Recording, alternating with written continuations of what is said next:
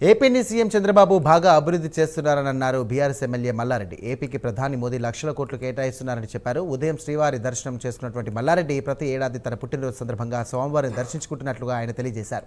10 ఏళ్లలో కేసీఆర్ రాష్ట్రాన్ని ఎంతో అభివృద్ధి చేశారని అన్నారు. ప్రస్తుతం తెలంగాణలో రియల్ ఎస్టేట్ పరిస్థితి బాగాలేదని అన్నారు. గతంలో ఏపీలో అమ్ముకొని హైదరాబాద్ వచ్చేవారని, ఇప్పుడు పరిస్థితి మొత్తం రివర్స్ అయిపోయిందని అన్నారు. మళ్లీ కేసీఆర్ అధికారంలోకి వస్తే తప్ప పాత రోజులు వస్తాయని ఈ సందర్భంగా మల్లారెడ్డి పేర్కొన్నారు. నాడు ఆంధ్రలో అంతా అమ్ముకొని ఇప్పుడు హైదరాబాద్ కొంటుంది. ఇప్పుడు అంతా రివర్స్ అయిపోయింది. మళ్ళీ ఇప్పుడు ఆంధ్రలో మన తెలంగాణలో ఇప్పుడు అమ్మితే కూడా అమ్మబోతలేదు. ఇప్పుడు ఆంధ్ర అంతా కూడా చంద్రబాబు నాయుడు చాలా బాగా చేసేస్తుంది.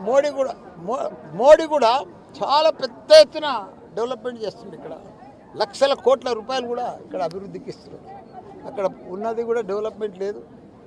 పర్ క్యాపిటల్ ఇన్కమ్ ఉండే ఒక టాప్, ఇప్పుడు అది కూడా మెల్లగా జారిపోతూ ఉంది. కాబట్టి అందుకే మళ్ళీ మా కేసీఆర్ వస్తే పాత రోజులు వస్తాయి.